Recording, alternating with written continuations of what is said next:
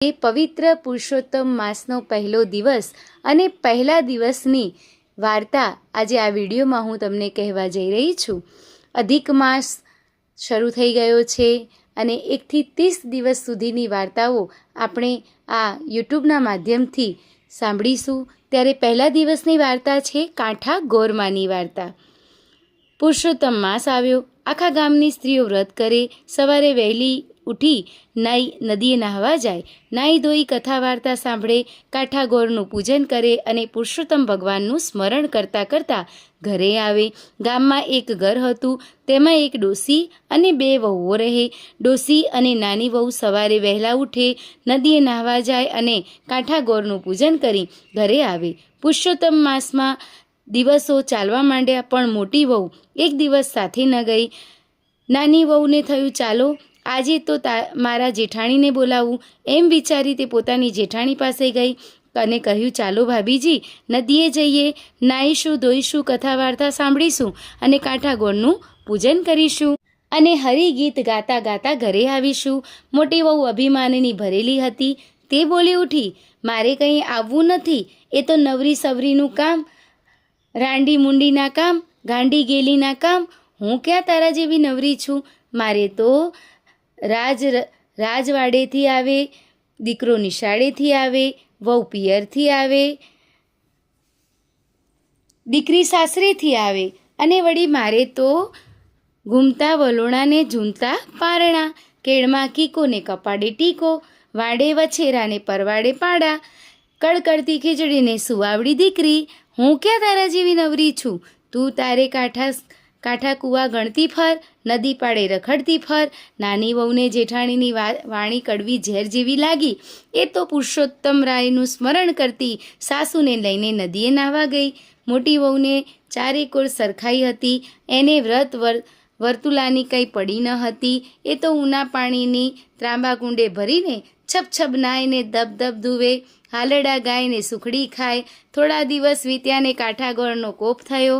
આજે મોટી વહુને તો રજવાડેથી ન આવ્યા, દીકરો નિશાળેથી ન આવ્યો, વહુ પિયરેથી ન આવી, દીકરી સાસરીથી ન આવી.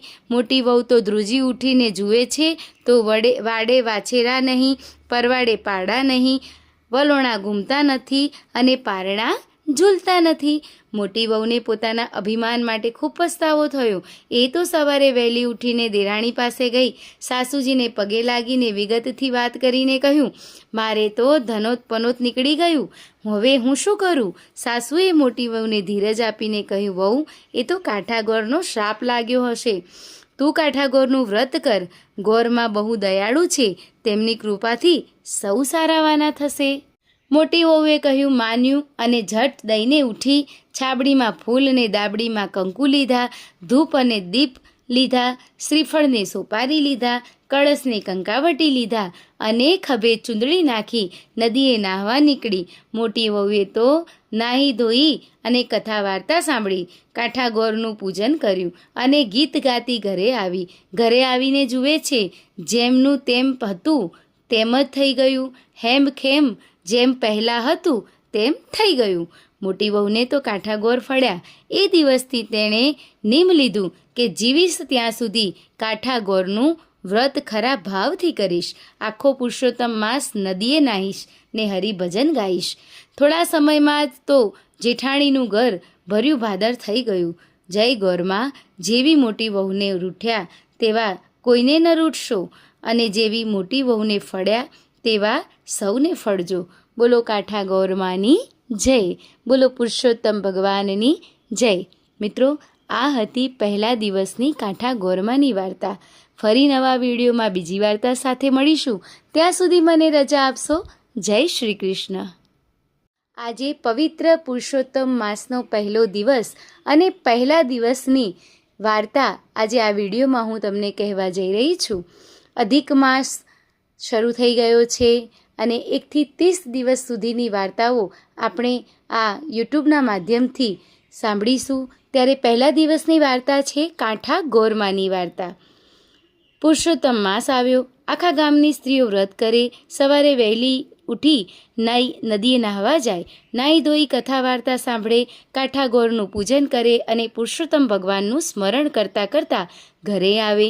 ગામમાં એક ઘર હતું. તેમાં એક ડોસી અને 2 વહુઓ રહે.